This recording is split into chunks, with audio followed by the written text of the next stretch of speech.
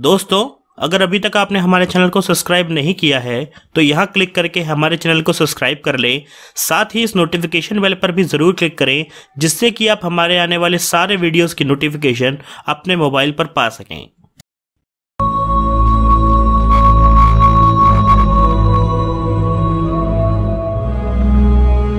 आज हम चांद पर पहुंच चुके हैं। मंगल और शुक्र की तैयारी में भी हैं। कृत्रिम हृदय बनाने की ओर भी अग्रसर हो चुके हैं। कहीं रेस्टोरेंट में रोबोट खाना परोस रहे हैं तो कहीं इलाज में हेल्प कर रहे हैं।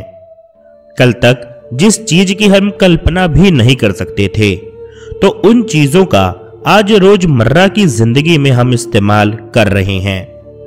इतना सब कुछ होने के बावजूद विज्ञान अभी तक कई सवालों का जवाब नहीं दे पाया है। आइए जानते हैं वो 5 अनसुलझे रहस्य जिनको विज्ञान भी अभी तक नहीं सुलझा पाया है।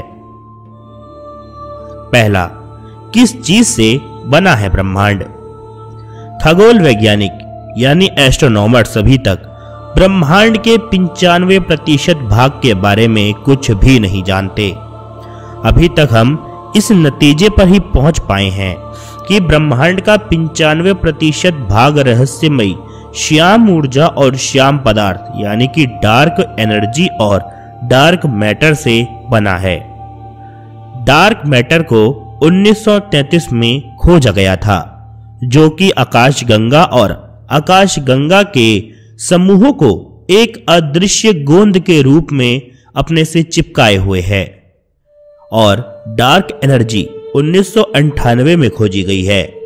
ब्रह्मांड के विस्तार की गति में त्वरण के लिए यही डार्क एनर्जी उत्तरदायी होती है, लेकिन वैज्ञानिकों के सामने इन दोनों की वास्तविक पहचान अभी तक एक रहस्य बनी हुई है। दूसरा, क्या और भी ब्रह्मांड हैं?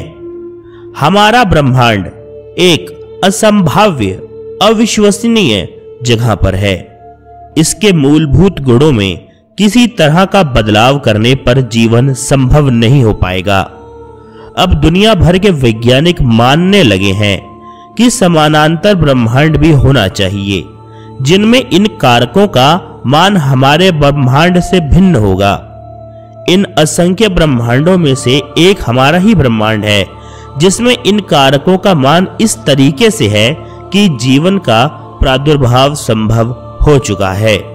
तो क्या इतने अनगिनत अरबों करोड़ों ग्रहों में सिर्फ हमारा ही ग्रह है जिस पे जीवन संभव होगा? शायद ऐसा ना भी हो, और हमारी तरह कहीं दूर इस अनंत अंतरिक्ष में एक ऐसा और भी ब्रह्मांड हो जहां पर जीवन संभव हो। शायद प्रकृति का सबसे बेहतर प्रयोग हमारा ब्रह्मांड ही कर रहा है, जिसमें हर तरीके से ये जम चुका है, जिसमें जीवन भी उत्पन्न हो गया। यह विचित्र लगता है, लेकिन क्वांटम फिजिक्स और ब्रह्मांड विज्ञान का ज्ञान इसी दिशा की ओर हमें संकेत दे रहा है। तीसरा, आखिर जीवन प्रारंभ कैसे हुआ?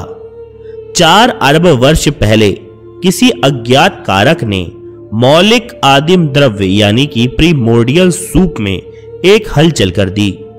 कुछ रसायन एक दूसरे से मिले और जीवन का आधार बन गया। यह एटम अपनी प्रतिकृति बनाने में एकदम सक्षम थे। समस्त जीवन इन्हीं अणुओं के विकास से उत्पन्न हुआ है। लेकिन यह सरल मूलभूत रसायन कैसे, किस प्रक्रिया से इस तरह जमा हुए कि उन्होंने जीवन को जन्म दे दिया? आखिर यह डीएनए कैसे बना?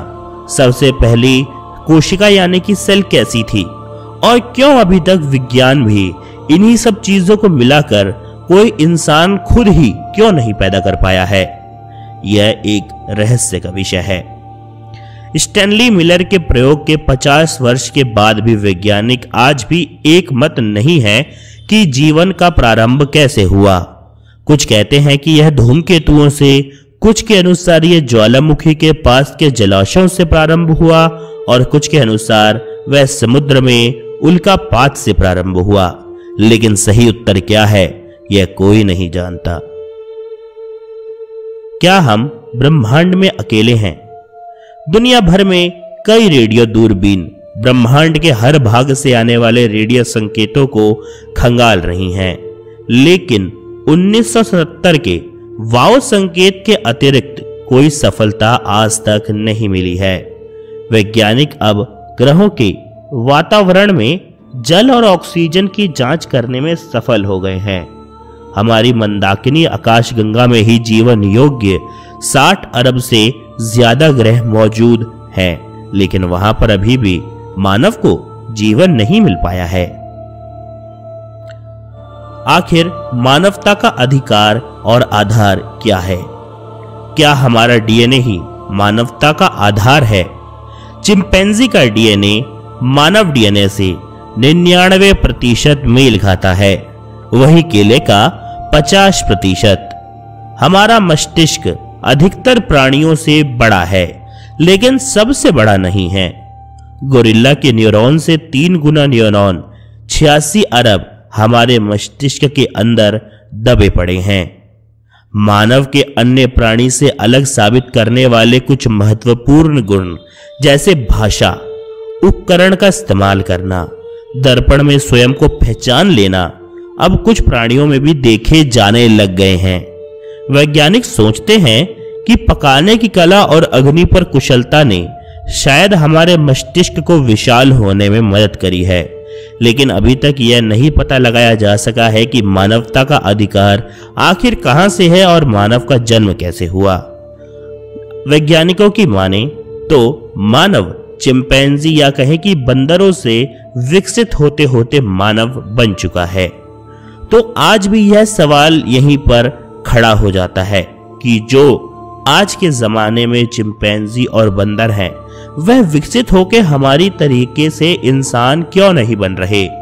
क्यों ही सिर्फ हमारे जन्म से पहले और 1000 सदियों पहले ही कुछ जो बंदर और चिंपैंजी थे वही इंसान बन पाए, और आज के बंदर और चिंपैंजी 99% डीएनए के ज्यादा मिलने के बावजूद और कई तरीके से मानव जैसी हरकतें करने के बावजूद मानव में विकसित क्यों नहीं हो पा रहे हैं?